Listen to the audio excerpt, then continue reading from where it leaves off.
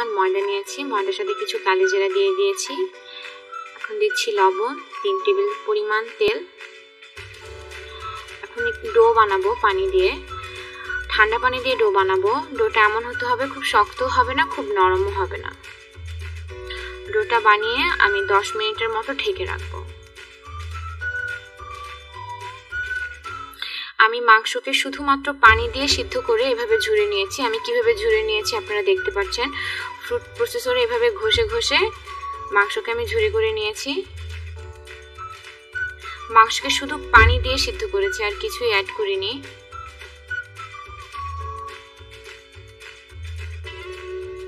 এখন আমি আলু সিদ্ধ করে নিয়েছি, আলুগুলোকে স্ম্যাশ করে নিচ্ছি।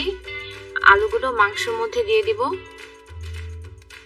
এখন দিচ্ছি মরিচ গুঁড়া,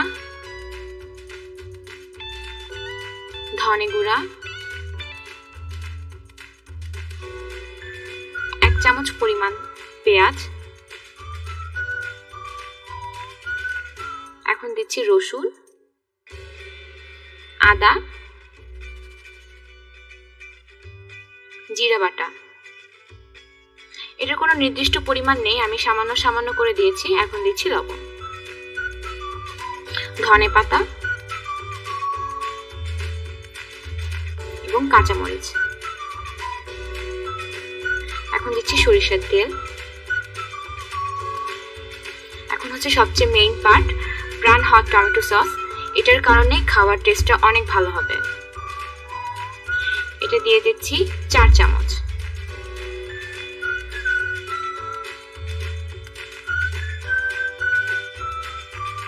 এখন সবকিছু খুব ভালোভাবে মিক্স করে নেব।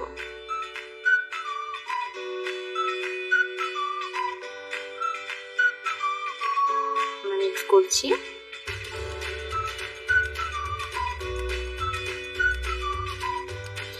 এখন আমি একটা মিশ্রণ বানাচ্ছি ময়দাতে আর পানি দিয়ে।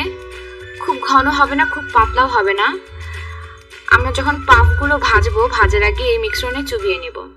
এখন আমি রুটি বেলবো। মিশ্রণটিকে 2 ভাগ করে নিয়ে এখন রুটি বেলছি। আমি এখন যতটুকু ময়দা দিয়েছি ততটুকুই ময়দা দেব, আর ময়দা দেব না। এই সামান্য ময়দাতে আমার রুটিটি বানাতে হবে।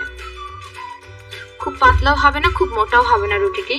রুটি বেলা হয়ে গেলে এখন আমি সস দিয়ে দিচ্ছি। সস চারিদিকে ছড়িয়ে আমি মাংসের মিশ্রণটি দিয়ে দেব। আস্তে আস্তে করে আমি রুটিটি রাউন্ড করে নেব। রুটিটি রাউন্ড করা হয়ে গেলে এভাবে চেপে চেপে একটু গোল গোল করে চাপ দিব। এখন আমি রুটিটি কেটে নেব। আপনারা দেখতে পাচ্ছেন আমি কিভাবে কেটে নিচ্ছি।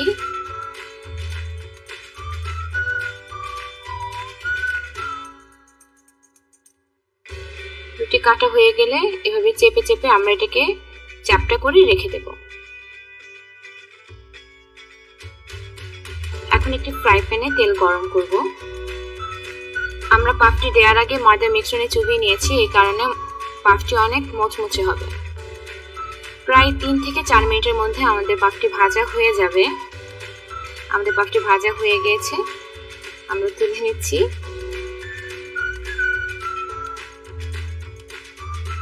আমাদের পাফটি রেডি। এটা হচ্ছে পিনহুইল বিফ পাফ। দেখুন অনেক মচমচে, আর ভিতরের অনেক সুন্দর হয়েছে, ধোয়া হচ্ছে। ট্রাই করে দেখতে পারেন, অনেক মজা।